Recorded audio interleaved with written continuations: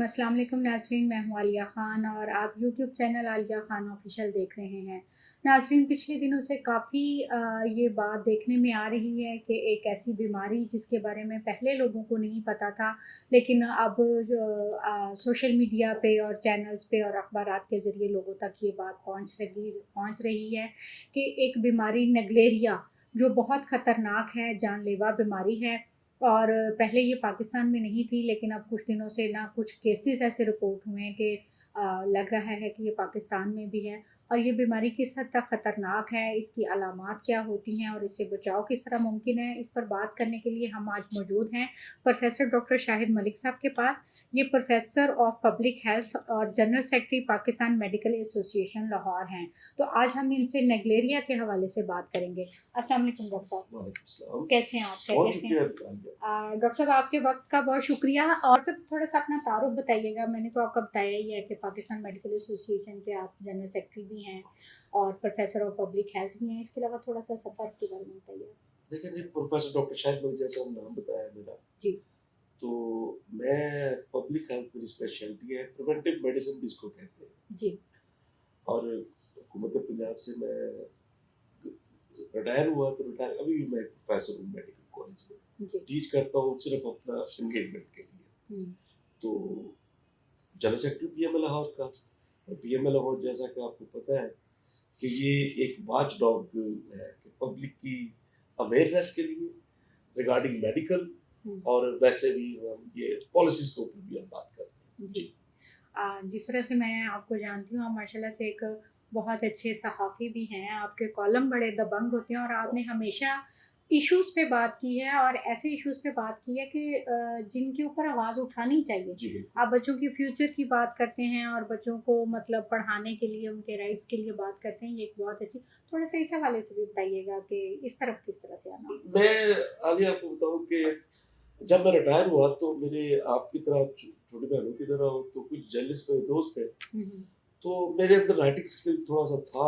मैं समझ उन्होंने मुझे कुछ लिखते देखा था। अच्छा।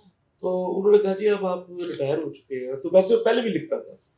तो फिर मैंने एक कुछ कॉलम महीने के बाद एक कॉलम देना शुरू किया, किसी अखबार में छप जाता था। तो वो ऐसे इश्यूज थे जो बर्निंग इश्यूज थे जी, जो कंसर्न थे लोगों का। जी, तो बात ये वही है कि आप इश्यूज को रेज करते रहे, इशू रेज करेंगे तो हल भी निकलेगा, बिल्कुल। अदरवाइज कुछ भी नहीं। और जिस उम्र के अंदर मैं हूँ, हम इस वक्त एक थिंक टैंक है सोसाइटी का। जी, हमने राय साजी करनी है, लोगों को अगर कोई मिसगाइड कर रहा है तो उसको ठीक भी करना है। बिल्कुल। असल बात ये होती है कि राय अमल ही जो है ना वो ही हम वार करनी चाहिए, उसको ठीक करना चाहिए। डिस्टॉर्शन आ जाती है राय अमल के अंदर, उसको असल हकायक बताए जिससे बात निकलती है। जी। और वही राय अमल जब बिल्ड हो जाती है वही आपका एडिफिस तैयार करती है जिसके ऊपर हर चीज बेस करती है। अच्छा डॉक्टर साहब, जिस तरह से आज हमने खुसूसी नशिस्त रखी है नेग्लेरिया बीमारी के ऊपर, तो पहले तो ये नाम कभी सुना ही नहीं था। तो बेसिकली बताएंगे बेसिकली नेग्लेरिया है क्या? नेग्लेरिया देखिए, आपने बीमारी को आपको बताने के लिए मैं आपको 3-4 पोजीशन बताना चाहता हूँ। उसमें अंदर पोजीशन ये है कि बीमारी की एक प्राइमरी पोजीशन होती है, एक सेकेंडरी पोजीशन होती है। प्राइमरी बीमारी के मतलब जो बीमारी हुई उससे एसोसिएटेड बीमारी अगर दूसरी कॉम्प्लिकेशन ले जाएगी तो उसे हम कहेंगे सेकेंडरी लेवल पे चली गई। इसके अलावा बीमारी की 3 पोजीशन और होती है, उसकी फ्रीक्वेंसी, उसके डिटर्मिनेंट्स और उसकी डिस्ट्रीब्यूशन। आपने निग्लेरिया की बात की, तो निग्लेरिया बीमारी एक जिस तरह अब मैंने बीमारी के मतलब बताया, तो इसके आगे उसी तरह इसके पैथोजेनिसिटी भी है कि ये बीमारी करते कौन कौन है। बीमारी वायरस करेगा, वायरस बैक्टीरिया करेगा और प्रोटोजोआ करेगा, और ये सारे एजेंट्स हैं। एजेंट्स को कैरी करने के लिए एटमॉस्फेयर कैरी करेगा, कोई जानवर कैरी कर लेगा, एनवायरनमेंट कैरी कर लेगा। ये कॉम्बिनेशन बनता है बीमारी का, इंसान का और उसके इर्द गिर्द चीजों का। निग्लेरिया की आपने बात की, तो निग्लेरिया कोई नई बीमारी नहीं है, ये पुरानी बीमारी है। अच्छा। मसलन अमेरिका के अंदर ये पिछले तकरीबन एक मेरा हाल है पिछली दहाई के अंदर 150 केसेस रिपोर्ट हुए हैं वहां निग्लेरिया के साथ। निग्लेरिया कराची के अंदर 2008 से लेके ये 23 जा रहा है, कितने हो गए साल? ये 14-15 साल हो गए। 146 केस 19 तक हमने 146 केस डिटेक्ट किए जी निग्लेरिया के।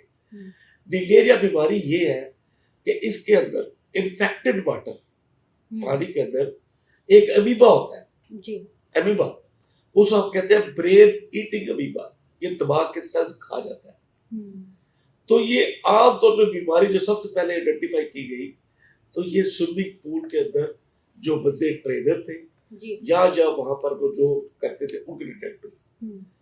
दूसरा इंसिडेंस जो मिला वो मिला कराची के अंदर, वो नमाजी भी फौत हुए कुछ वजू करने वाले जी, स्विमर्स और वजू करने वाले। होता यह है कि हम नाक के जरिए जब पानी नाक में डालते हैं तो ये नोज इसका रूट है, वहां से ये अमीबा एंटर होकर ब्रेन पे चला जाता है। ओके। वहां पर ये ब्रेन के सेल्स को खाता है और ये तकरीबन ऑलमोस्ट फेटल डिजीज है, इनवेरिएबली फेटल। मतलब मैं आपको बताऊं कि जो बीमारी का जो हमने इंसिडेंस देखा ना, अगर आप 150 केसेस, अभी मैंने आपको प्राइमरी बीमारी बताई थी जी, प्राइमरी सिचुएशन के अंदर डिटेक्ट कर लिया आपने, ये पैम है, बीमारी का नाम पैम है। अच्छा, PAM। अच्छा, प्राइमरी अमीबिक मेनिंगो एनकेफेलाइटिस। मेनिंजाइटिस कहते हैं, मेनिंजीज होती है, दिमाग के ऊपर प्रोटेक्टिव लेयर्स होती है, उन तीनों को इन्फेक्ट कर देगा तो मेनिंजाइटिस हो गया, एनकेफेलाइटिस नीचे की तरफ जाना शुरू हो गया। तो इस इन्वॉल्वमेंट की वजह से इसको पैम कहते हैं। तो हुआ ये कि अगर 150 बंदे स्टडी की लोगों ने, 150 को ये प्राइमरी बीमारी हुई, दिमाग की तरफ बीमार गया, उनमें से सिर्फ 4 जिंदा बचते हैं। तो 150 में से 4 का बचना और 146 का फौत हो जाना, ये एक सिचुएशन को क्लियर कर देती है कि ये फेटल बीमारी है। फेटल बीमारी ये है कि होता क्या है कि अमीबा एक मरतबा नाक के रास्ते रूट लेके दिमाग के अंदर एंटर हो गया, फिर उसको उसके आगे ईटिंग प्रोसेस शुरू हो जाएगा उसका। उसने वो आपकी प्रोटेक्टिव लेयर्स भी खा जानी है, उसने आपके वाइटल लोकेशंस आपके दिमाग की वो भी खा जानी है। जब ये चीजें खाएगी तो काम बंदा फारग हो जाएगा दिनों के अंदर। बिल्कुल। अच्छा डॉक्टर साहब, जिस तरह से आपने बताया कि इसका रोग जो है वो नाक से दिमाग तक जाता है, तो क्या मतलब वही पानी हम नाक के ज़रिए भी इस्तेमाल कर रहे हैं, हलक में भी जाता है दौरान वज़ू, तो हलक में भी जाता है, तो क्या इस तरह का है कि अगर वो हलक में चला जाता है, पेट में चला जाता है, तो उसको भी कोई नुकसान पहुँचाता है या इसने सिर्फ दिमाग को पहुँचाना है? आपने दूसरा रूट बताया, वो जो हमारा ओसोफेगस से नीचे जा रहा है, वो प्रोटेक्टिव सिस्टम ऑपरेट करते हैं ना, किसी बैरियर्स होते हैं जी, तो वहां से तो पकड़ा जाता है। जो ब्रेन में एंट्री ले जाता है ना, वो फेटल है।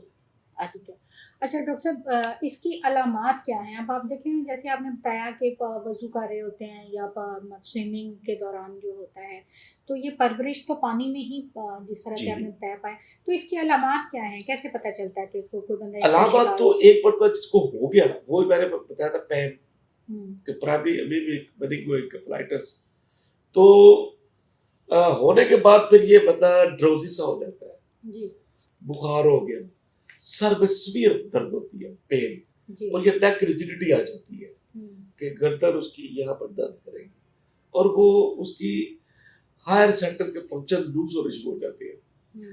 इसी गलूदगी के अंदर ही उसकी कॉम्प्लिकेशन बढ़ते फारूक। डॉक्टर साहब, इसका इस हवाले से बताइएगा कि इससे मुहतात किस तरह से रहा जा सकता है? मुहतात देखिए, आप 2 चीजें हैं कि एक तो स्विमिंग पूल इसका सोर्स है। स्विमिंग पूल वाला जो एक उसका ओनर है, एक उसका जो चला रहा है, उसको एक एडमिनिस्ट्रेशन हायरार्की जी, उस पानी की रेगुलर क्लोरीनेशन 0.5 मिलीग्राम पर लीटर के हिसाब से पौंड की भी कैलकुलेट होती है, घर की टैंकी की भी कैलकुलेट होती है, मस्जिद की टैंकी है उसकी भी कैलकुलेट कर लेते हैं कि इसके अंदर कितनी क्लोरीन कब डालनी है। वासा पानी सप्लाई कर रहा है, उसको अपनी जो रेजर्वायर्स है उसके अंदर क्लोरीन डालनी चाहिए, रेगुलर फीचर इसका। अगर वो क्लोरीन वहां पर जाएगी तो वो इस अमीबा को मार देती है। अमीबा की 2 साइट्स होती है, सिस्ट होती है इसकी और ट्रोफोसाइट्स होती है लाइफ साइकिल के अंदर। उन दोनों को क्लोरीन मार देती है। अगर वो रह गया उधर इन्फेक्टेड वाटर है तो स्विमिंग पूल वाला पानी उसको नाक से ले गया और वजू करने वाला नाक के अंदर पानी दूर तक खींच के अंदर तो वो रूट ले गया। तो क्लोरीनेशन नंबर 1। नंबर 2 वजू वाले के लिए जो आपने मुझे बताया कहते थे तभी मैं बताऊं कि आप ये बीमारी इधर है लाहौर के अंदर भी 2 डेथ हो चुकी है जी बिल्कुल, कराची के अंदर तो बहुत ज्यादा थी ना। तो सूरत हाल है कि आपने वजू करना है तो थोड़ा गर्म पानी कर ले, डिस्टिल्ड वाटर ले ले वजू करने के लिए। और वो यह कि जितनी ये एनवायरमेंटल इशू भी है, ये मेडिकल इशू भी है जी, और सिर्फ एहतियात से आप बच सकते हैं इससे। अच्छा डॉक्टर साहब, आपने बताया इस वायरस की लाइफ के बारे में कि ये पानी में नमू पाता है, तो इसकी वैसे लाइफ कितनी देर की होती है? जैसे हम क्लोरीन डाल देते हैं तो पता वो होता है कि इसकी लाइफ कितनी देर तक? देखिए इसकी लाइफ साइकिल के तहत मैं क्या बोला, मैंने इसकी 2 स्टेजेस बताई है आपको जी। उसका सिर्फ ये है कि ये तो परसिस्ट करता है उधर चलता फिरता रहेगा किसी शक्ल के अंदर, या सिस्ट है या ट्रोफोसाइट है या कुछ भी है जी। क्लोरीन इसको देखिए जिस तरह हम जमीन के ऊपर जिंदा है, बिल्कुल बैक्टीरिया वायरस जब सारे जिंदा है, ये प्लेनेट उनका भी है हमारा भी है, बिल्कुल। तो अपने बचाव के लिए only solution chlorination and prevention. और या अगर वजू वगैरह करना है तो डिस्टिल्ड वाटर या गर्म पानी और ज्यादा नाक के अंदर पानी खींचना नहीं। अच्छा डॉक्टर साहब, जिस तरह से हम सब जानते हैं कि जब भी कोई इस तरह की बीमारी आती है, ख़ुसूसी तौर पे जो मुहलिक होती है, फौरी तौर पे डेथ हो जाती है, तो उसके बारे में अफवाहें भी बहुत ज़्यादा होती हैं। ज़ाहिर बात है लोग डर भी जाते हैं। अभी जैसे कुछ लोग कह रहे हैं कि ये पाकिस्तान में अभी नहीं है, इसके बारे में अफवाह फैलाई जा रही है, या पाकिस्तान में है। अभी आपने कह भी दिया कि 2 केसेस रिपोर्ट हो चुके हैं, इसका मतलब तो ये है कि पाकिस्तान में है। कराची के अंदर देखे ना 2008 से लेके 2019 तक ये तो रिपोर्टेड केसेस है, रिपोर्टेड 146 केसेस अपडेट किए। जहां पर अभी आप पिछले हफ्ते की बात 4 जुलाई को डेथ हुई है शायद। जी हाँ बिल्कुल, ये पिछले वो एक स्विमर की हुई है जी, वो ट्रेनर था ना, ट्रेनर था जी। और तो उसका जो retaining time in swimming pool वो बहुत ज्यादा था। अच्छा, यानी कि स्विमिंग पूल में ज़्यादा देर।